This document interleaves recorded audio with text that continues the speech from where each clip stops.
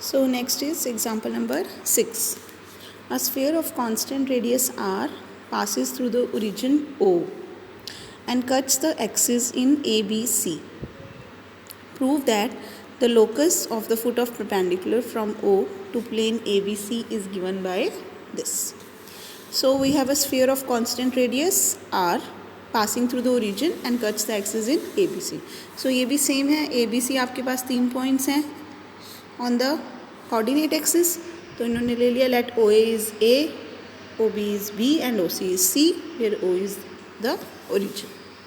Now equation of plane ABC in intercept form is again x over A plus y over B plus z over C is equal to 1.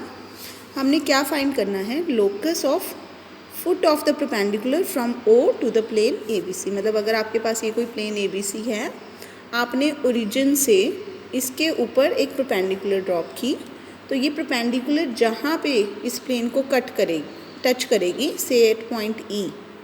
So we have to find locus of the coordinates of point E. ठीक है.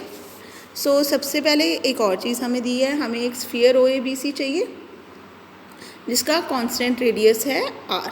तो ये condition use होगी. So that is why they are saying OABC are the points respectively. Therefore equation of the sphere OABC is this. ये equation कहाँ से आई है? जो हमने पीछे एग्जाम्पल नंबर 5 किया था. ये देखो एग्जाम्पल नंबर 5 में हमने equation of sphere OABC find की थी. This was the equation of the sphere OABC. सो ये वाली इक्वेशन इस क्वेश्चन में इन्होंने डायरेक्टली यहाँ पे यूज़ कर लिया. पेपर में अगर आपको ये 3 मार्क्स का क्वेश्चन आता है तो आपने ये इक्वेशन डिराइव करके दिखा देनी है, जो जैसे यहाँ पे डिराइव की थी. So after finding the equation of sphere OABC, ये देखो इन्होंने लिखा है prove it as done in the previous part. So वो अब वहाँ से कर लेना एग्जाम्पल नंबर 5 से. Now from the given condition radius of this sphere is constant radius r. So radius find कर लिया. सो हमारे पास ये एक कंडीशन आ गई A, B, C और R में. अब now through O we have to draw a perpendicular to the plane. So अब आप ये देखो, ये आपके पास प्लेन है, ये है ओरिजिन, और यहाँ से आपने परपेंडिकुलर ड्रॉप की जो कि प्लेन को टच कर रही है एट द पॉइंट E. तो आपको इस E के कोऑर्डिनेट्स फाइंड करने हैं. अब लाइन की इक्वेशन कैसे निकालते हैं 3D में? 3D में लाइन की इक्वेशन निकालने के लिए हमें एक पॉइंट पता होना चाहिए और साथ में उस लाइन की डायरेक्शन रेशोज़ या डायरेक्शन कोसाइंस पता होने चाहिए. So equation of line is given bye, जैसे कि ये अगर एक लाइन है, इसकी इक्वेशन फाइंड करनी है जो कि ओरिजिन से पास कर रही है और LMN उसके रेशोज़ हैं, डायरेक्शन रेशोज़ हैं. Then equation of line is given by x minus 0 by L is equal to y minus 0 by m is equal to z minus 0 by n. तो ये अब आप याद रखोगे. Equation of line in 3D के लिए आपको एक पॉइंट और डायरेक्शन रेशोज़ चाहिए होते हैं. सो x minus 0 over L, y minus 0 over m, z minus 0 over n will be the equation of the line. अगर ये पॉइंट्स A B C होते तो यहाँ पे A B C आ जाता. सो अब यहाँ पे हमारे पास after the equation condition number 3, after the condition number 3, अब हमें ये जो प्लेन है जिसकी इक्वेशन ये गिवन है x by A plus y by b plus z by c. So मैंने आपको बताया था जब आप प्लेन की इक्वेशन लिखते हो LX plus MY plus NZ is equal to D, तो ये LMN are the direction ratios of the perpendicular to this plane. तो यानी कि इस प्लेन की अगर मैं कोई भी परपेंडिकुलर ड्रॉ करूँगी तो उसके डायरेक्शन रेशोज़ क्या आ जाएंगे? यहाँ पे हमारे पास कोफिशिएंट ऑफ x क्या है 1 by A, coefficient of y है इस वाली इक्वेशन में 1 बाई B और कोफिशिएंट ऑफ z है 1 by C. So that means direction ratios of any line perpendicular to the plane will be 1 by A plus 1 by B 1 by C. Further this line is, हमने जो perpendicular draw किया है ये origin से draw किया है. O is any point on this line. So equation any line through origin and perpendicular to the plane 1 will be of the type x minus 0 over 1 over A is equal to y minus 0 by 1 by B is equal to z minus 0 over 1 by C. So ये clear होना चाहिए आपको। 1/a 1/b 1/c कहाँ से आए हैं, यहाँ से x y और z के coefficients. So this is equal to k से, तो अगर आप इसको k से बोलते हो तो x की वैल्यू आ जाएगी, देखो ये a ऊपर चला गया ये वाला a, तो ये बन गया ax is equal to b y is equal to c z is equal to k से। सो दैट x की वैल्यू आ गई k बाई a, y की k बाई b और z की k by c। So that means now this is any point on the line. आपने ये line की इक्वेशन निकाली थी, तो यहाँ पे जो x y z कोऑर्डिनेट्स हैं, ये लाइन के ऊपर कोई भी कोऑर्डिनेट्स हैं, इनकी वैल्यू आ गई k by a, k by b और k by c। So that means any point on it, on it का मतलब है any point on the line is k by a, k by b, k by c। So in particular हमने जब line draw की, ये plane था और ये लाइन थी जो कि ओरिजिन से पास कर रही थी, तो this is any point on the line. In particular हमें वो पॉइंट चाहिए जहाँ पे ये प्लेन को टच कर रही है, ई के कोऑर्डिनेट्स चाहिए। इसका मतलब ये जो जनरल पॉइंट है लाइन के ऊपर, इसमें से हमें वो वाला पॉइंट चाहिए जो प्लेन को सेटिस्फाई कर रहा है। दैट मीन्स हम इस पॉइंट को प्लेन की इक्वेशन में पुट कर देंगे। तो जब आप इस पॉइंट को प्लेन की इक्वेशन में, this will be the feet of the perpendicular if it lies on number 1। Number 1 क्या है, प्लेन की इक्वेशन। तो जब आप इस पॉइंट को प्लेन की इक्वेशन में पुट करोगे तो k by a square plus k by b square plus k by c square equal to 1। तो k की वैल्यू आपको मिल गई है 1 over a raise to power -2 plus b raise to power -2 plus c raise to power -2। So foot of the perpendicular is, ये जो k की value आपके पास आई है,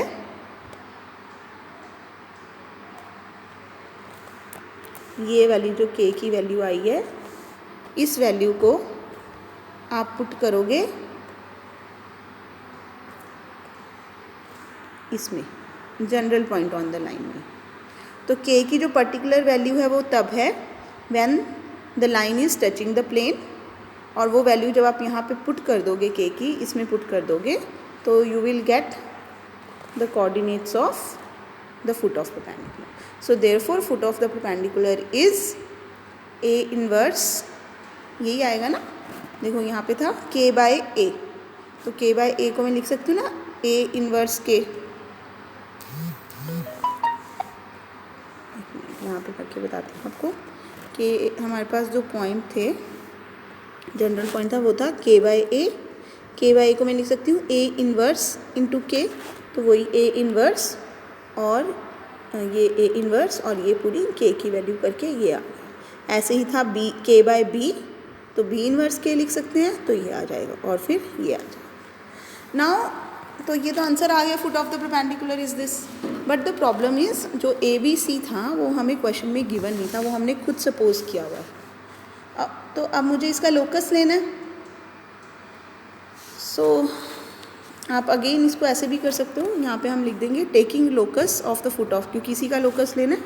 सो यहाँ पे इसकी जगह हम लिख सकते हैं taking locus of the foot of perpendicular, taking locus of the foot of the perpendicular. तो इसका मतलब यहाँ पे x1 की जगह आप लिख दोगे x, y1 की जगह y और z1 की जगह z। अब आपको क्योंकि ए बी सी एलिमिनेट करना है, तो सबसे पहले इन्होंने किया x square plus y square plus z square. ये कैसे पता लगेगा कि ये करना है, क्योंकि देखो क्वेश्चन में जो चीज़ आपने प्रूव करनी है उसमें एक टर्म है x square plus y square plus z square की होल स्क्वायर। ये देखो x square plus y square plus z square की whole square. So that is why वहाँ पे जब हमें एक्स वाई और जेड की वैल्यू मिल गई थी तो हम करेंगे x square plus y square plus z square, तो ये आ जाएगा मेरे पास। अब ये क्या हुआ, ओके एक कैंसिल होके ये बचा, और ये देखो यहाँ से x की वैल्यू यही थी, ये है ना, इसकी वैल्यू यहाँ से निकालेंगे तो x ओवर a इन्वर्स आ जाएगा, तो वही उन्होंने x ओवर a इन्वर्स लिख दिया। So that means this is equal to x over a inverse. Further इस x को भी नीचे ले गए तो ये मिल गई मुझे value 1 over a inverse, that is a की value.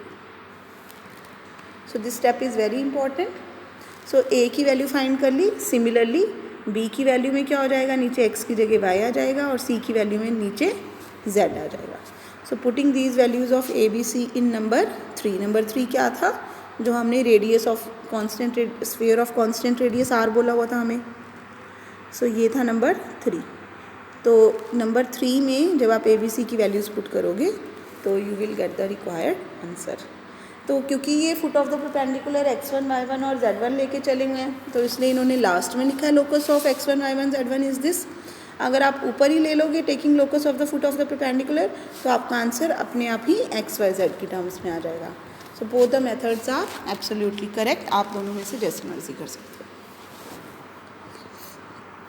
Now next is example number 7.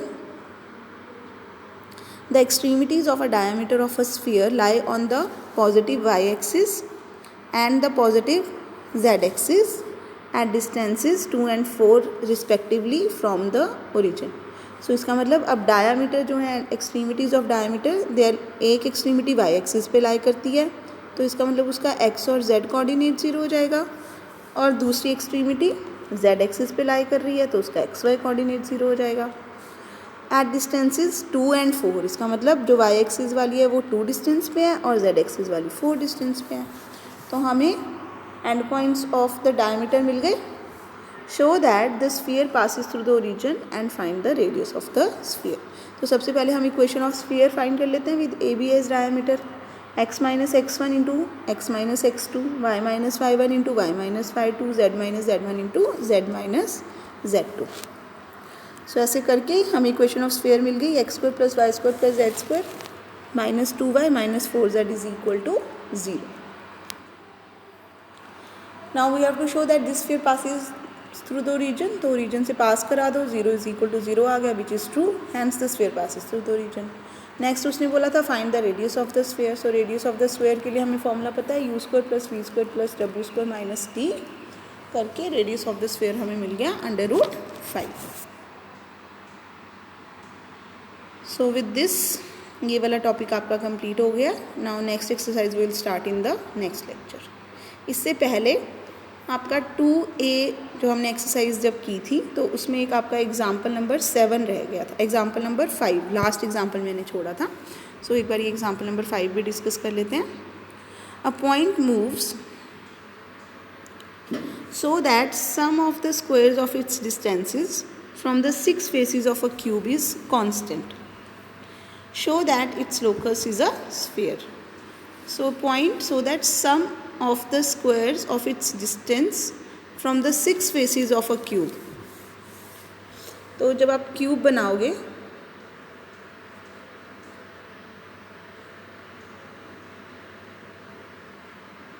सो आपने क्या करना है, एक आपको दिया हुआ है एक पॉइंट जिसका distance from the 6 faces of the cube. So यहाँ से जो डिस्टेंस है that is equal to the इस वाले फेस से देखो ये एक प्लेन बन गया. इस प्लेन से distance is equal to not equal to sum of the squares of its distances. ठीक है. सो ये वाले डिस्टेंस का स्क्वायर प्लस ये वाले प्लेन से डिस्टेंस का स्क्वायर प्लस ये वाले प्लेन से डिस्टेंस का स्क्वायर फिर प्लस ये वाले प्लेन से डिस्टेंस का स्क्वायर. इन 4 के बाद एक प्लेन पीछे है प्लस एक प्लेन आगे है. तो आपको पता ही है कि एक क्यूब के 6 फेसेस होते हैं. So 6 faces of a cube से जब हम उस पॉइंट का डिस्टेंस निकालेंगे तो sum of the squares is constant. So they have take the centre of the cube as the origin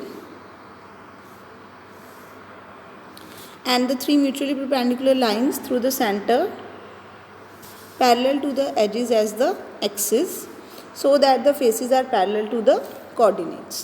तो इन्होंने बेसिकली क्या किया है,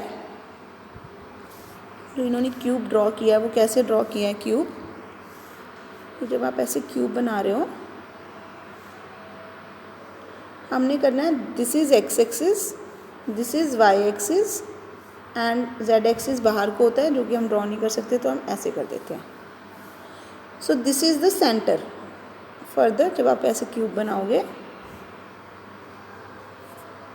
तो ये पीछे वाला फेस आ गया आपका. तो इसके कोऑर्डिनेट्स कैसे लिए हैं, ये है ओरिजिन. तो ये वाला जो पीछे वाला प्लेन बन रहा था हमारा, इसका डिस्टेंस अगर a है तो इसका minus a. So they are taking, let an edge of the cube is 2a. Then the equation of 6 faces are x is equal to a, x is equal to minus a. अब देखो ये वाला जो plane है, ये ये z और ये y, तो ये आपका बन रहा है y z plane.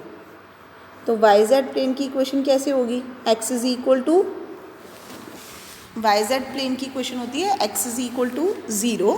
So any plane parallel to y z plane will be of the type x is equal to constant. तो इस प्लेन की इक्वेशन आ जाएगी x is equal to a.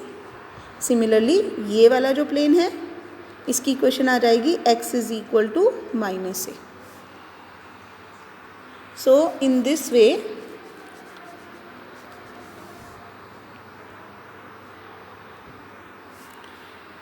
they are saying equation of the 6 faces are x is equal to plus a and minus a, y is equal to plus a and minus a, z is equal to plus a and minus a. और अब यहाँ से ये बन गया x is equal to a को मैं x minus a लिख सकती हूँ equal to 0, x plus a equal to 0, y minus a इन्हीं को लिख लिया, y minus a, y plus a, z minus a, z plus a. तो ये 6 faces of the cube की equations मिल गई. Now let p x1 y1 z1 be the moving point. So from the given condition, अब x1 y1 z1 का जब आप इससे perpendicular distance निकालोगे प्लेन से, तो सेम होता है फॉर्मूला जो आप करते थे perpendicular distance of a line from a point in 2D. तो अगर हमारे पास कोई पॉइंट है x1 y1 z1 और प्लेन की इक्वेशन है यहाँ पे x minus a. So perpendicular distance is given by, ये x1 y1 z1 इसमें पुट करेंगे तो आ जाएगा x1 minus a over under root x के कोफिशिएंट का स्क्वायर प्लस y के कोफिशिएंट का स्क्वायर प्लस z के कोफिशिएंट का स्क्वायर.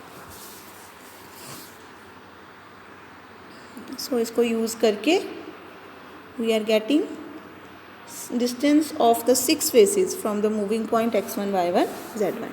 सो ये पॉइंट का जब आपने x1 माइनस ए से निकाला तो x1 minus a over under root 1, x plus a से x1 plus a, y minus a से जब डिस्टेंस निकालोगे इसका तो y1 minus a over under root 1, ऐसे ही सारे आ गए. Now given condition was sum of their squares is equal to constant. अब कांस्टेंट का ये है, एक तो उन्होंने क्योंकि पॉजिटिव कांस्टेंट बोला है तो इसलिए k लेने की जगह आप k स्क्वायर लोगे, क्योंकि अगर मैं अकेला k लेती हूँ तो वो तो नेगेटिव भी हो सकता है, बट अगर मैं k स्क्वायर ले लेती हूँ तो वो डेफिनेटली पॉजिटिव होगा. फर्दर इन्होंने ये जो 6 लिया है ये जस्ट इसीलिए लिया है कि ताकि लास्ट में हमारा आंसर फ्रैक्शन में ना आए. तो अगर आप ये 6 नहीं भी लोगे तो भी कोई फ़र्क नहीं पड़ता. आपने यहाँ पे कांस्टेंट लेना है तो वो आप कुछ भी ले सकते हो कांस्टेंट. अकेला k स्क्वायर ले सकते हो, 6k स्क्वायर ले सकते हो, 3k स्क्वायर ले सकते हो, 2k स्क्वायर, कुछ भी ले सकते हो. तो ये जब ये सॉल्व किया, देखो a minus b whole square इस पे पूरे पे लगाया, ये आ गया हमारा आंसर. फर्दर टर्म्स जो हैं वो कैंसिल हो रही होंगी, कैंसिल होके फाइनली वी आर गेटिंग, ये देखो यहाँ से 2 कॉमन आ रहा था तो 2 कॉमन आके ये 3 हो गया यहाँ पे. So locus of p is x square plus y square plus z square is equal to 3 times k square minus a square. तो अगर आप यहाँ पे 6 की जगह से 2 ही ले लेते, 2 ले लेते तो यहाँ पे 2 से 2 कैंसिल हो गए, यहाँ पे सिर्फ ये आ जाती है इक्वेशन, तभी वो स्फीयर ही रिप्रेजेंट कर रहा है. सो इससे कोई फ़र्क नहीं पड़ेगा. सो आपने शो ये करना था कि जो आंसर आ रहा है इसका लोकस लेके वो एक स्फीयर होना चाहिए. तो जब हमने इसका लोकस लिया तो ये इक्वेशन आ गई and it is clearly representing a sphere. So इसके साथ हमारा 2a और 2b दोनों एक्सरसाइजेस के एग्जांपल्स हमने डिस्कस कर लिए.